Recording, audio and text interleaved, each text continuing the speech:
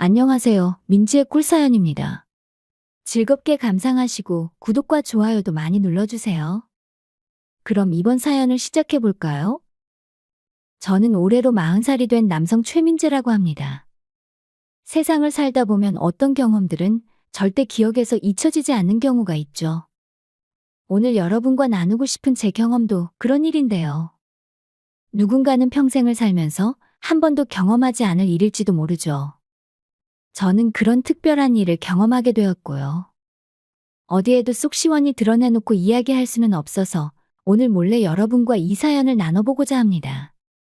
제가 여러분과 나누고 싶은 사연은 지금으로부터 5년 전 일이네요. 제가 35살 때였고요. 저는 자동차 매장에서 영업사원으로 일하고 있었는데요. 바퀴 달린 건 다 좋아하다 보니 자전거도 좋아했죠.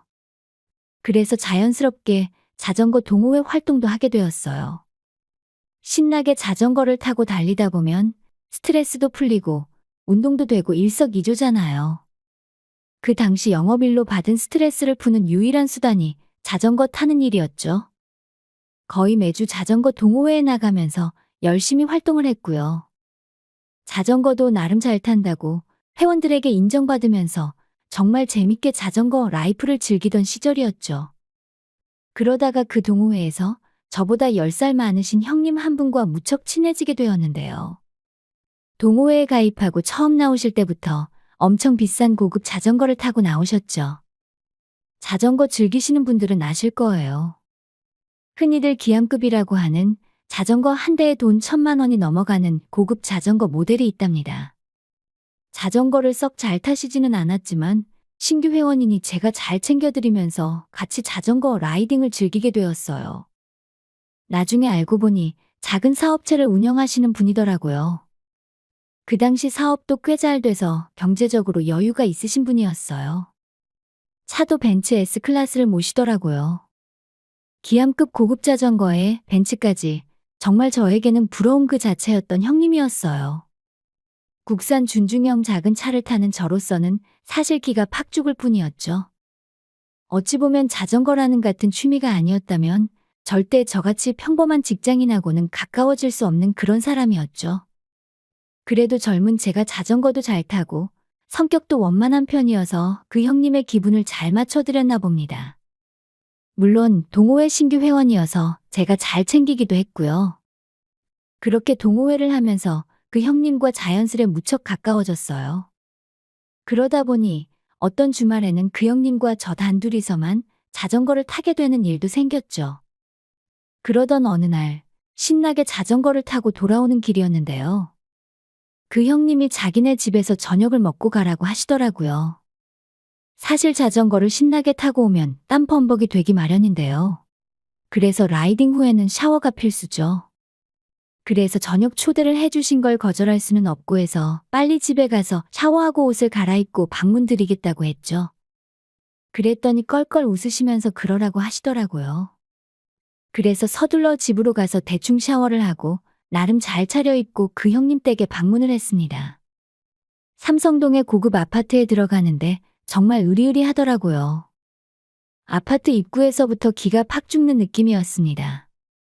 그 아파트를 보면서 나도 열심히 일해서 꼭 성공해야겠다는 동기부여는 되더라고요. 물론 가능할지는 알 수 없지만요. 그 아파트가 도대체 가격대가 얼마인지는 알아보지도 않았습니다. 아무튼 알려주신 주소로 가서 벨을 누르고 형님 댁에 들어갔는데요. 정말 아파트 현관에서부터 너무 으리으리한 느낌이었어요. 이런 집에 사는 기분은 어떤 걸까 하는 생각이 들었죠. 그리고 형님의 서재에는 가격이 1,000만 원이 넘는 그 기암이라고 불리는 멋진 자전거가 놓여져 있었고요. 그런데 그 집의 화려함보다 저를 더 놀라게 한 것이 있었는데요. 저를 맞이하러 나오신 형수님이었어요. 그 형님이 돈이 많으신 분이라 당연히 형수님도 멋진 분일 거라고 예상을 안 했던 건 아닌데요. 형수님을 뵙는 순간 1,000만 원짜리 자전거, 벤츠 S클래스, 아파트 따위는 눈에 들어오지도 않았어요.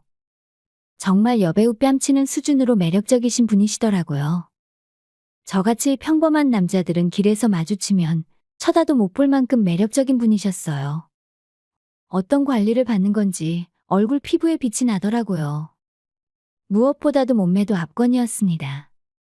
결혼 10년 차라 초등학생 아이도 있다고 하셨는데 조금 과장을 보태면 미혼이라고 해도 믿을 만큼 매력적인 분이셨어요. 형수님이 저녁 준비해뒀다고 주방으로 안내를 해주셨는데 솔직히 음식이 입으로 들어가는지 코로 들어가는지 모르겠더라고요. 이 형님은 전생에 나라를 구했던 걸까 하는 생각마저 들더라고요. 아무튼 그날 저녁도 먹고 이런저런 이야기도 나누고 형님의 인생 철학에 대해서 들으면서 저는 기가 팍 죽기는 했지만 최대한 분위기를 띄우면서 있었죠. 한강이 내려다 보이는 고급 아파트에 매력적인 미모의 아내까지. 그 형님은 그 당시 저에게는 정말 우상 같은 존재로 여겨졌었죠.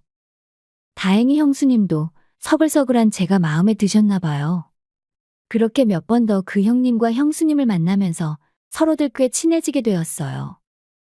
저는 살면서 내 돈 주고는 돈 아까운 생각이 들어서 못 먹어본 맛있는 음식도 먹어보고 분위기 좋은 식당에도 가보게 되었죠. 정말 돈이 좋구나라는 생각이 들던 시절이었어요. 그러던 어느 날이었죠. 언젠가 형님하고 분위기 좋은 고급 술집에서 술을 한잔 하기로 약속한 날이었는데요. 저는 먼저 그 술집에 가서 기다리고 있었죠. 그런데 형님이 메시지를 보내셨어요. 자기가 선약 때문에 늦으니 자기 와이프랑 먼저 한잔하고 있으라고요. 원래 약속은 형님하고 밖에서 둘이 보기로 한 건데 조금 의외이기는 했어요. 그래도 저는 알겠다고 하고 기다리고 있었죠. 조금 있다가 형수님이 도착했어요. 저 멀리서 형수님이 걸어오는데 정말 무슨 모델이 걸어오는 느낌이었습니다. 저런 여자랑 살면 무슨 기분일까? 이런 생각을 하면서 저는 벌떡 일어나서 인사를 건넸어요. 그렇게 이런저런 이야기를 나누던 중 형수님이 그냥 기다리기 지루하니 가볍게 둘이 먼저 한잔 하자고 하시더군요.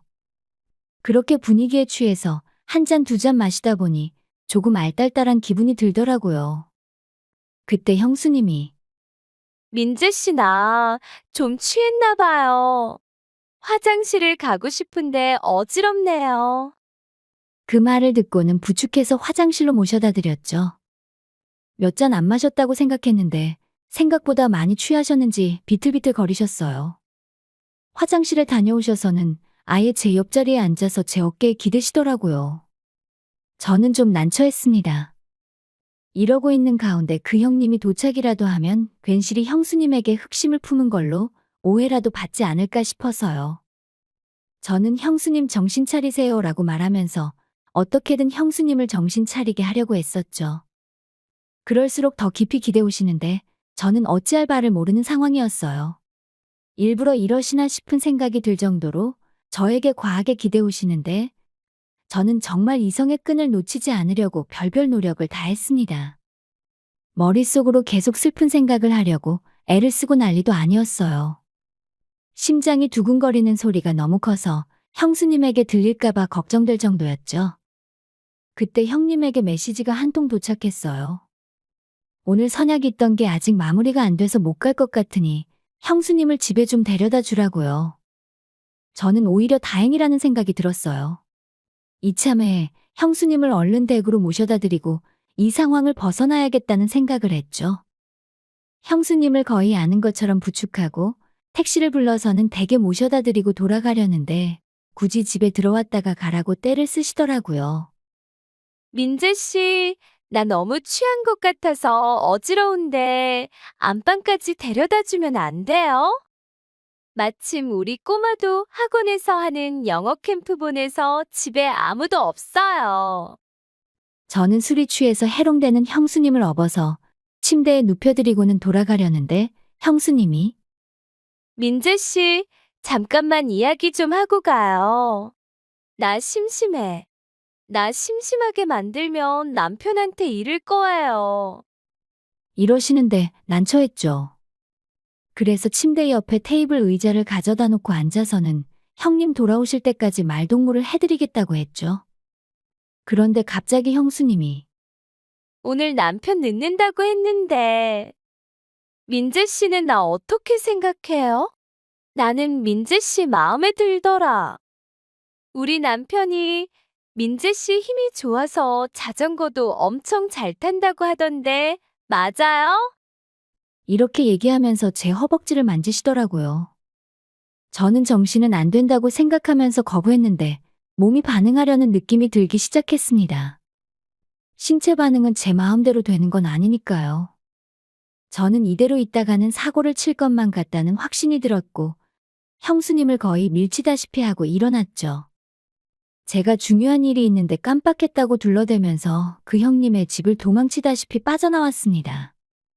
심장이 어찌나 요동치고 두근거리는지 이 상황을 형님에게 알려야 하나 말아야 하나 걱정도 들고 오만 가지 생각이 머릿속에 맴돌았습니다. 그렇게 나와서 놀란 가슴을 진정시키면서 집으로 걸어가는데 형님에게 전화가 오더라고요. 그래서 받았죠. 그리고는 형수님은 댁에 잘 모셔다 드렸고 저는 집으로 돌아가는 길이라고 했더니 형님이 먼저 얘기 다 들었다고 하시는 거예요. 심장이 철렁 내려앉았죠. 내가 형수님에게 나쁜 마음을 먹고 들이댄 걸로 오해하시면 어쩌나 했죠.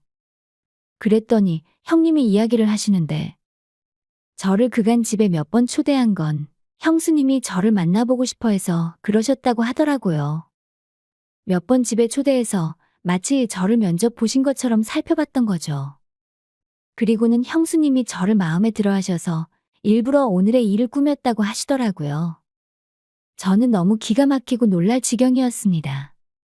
그래서 아니 왜 그런 일을 꾸미셨냐고 물었더니 그 형님이 이러시더군요. 사람이 어떻게 매일 밥만 먹고 사나 가끔 외식도 하고 특별식도 먹어줘야지. 사람 인생도 특히 결혼 생활도 마찬가지 아니겠나? 오늘 우리 와이프에게 특별식을 선물하려고 한 건데 민재 씨가 그 기회를 발로 걷어 차버렸구만. 이 얘기를 듣는데 솔직히 화가 좀 났습니다. 저를 가지고 장난을 쳤다는 생각도 들고 놀림감이 된 기분이었거든요. 더군다나 이런 민망한 일로 장난을 치다니 나를 어떻게 봤길래 그런 걸까 하는 생각도 들면서 그 당시에는 굉장히 기분이 나빴던 것 같아요. 그래서 그 일을 계기로 그 형님과는 인연을 끊게 되었죠.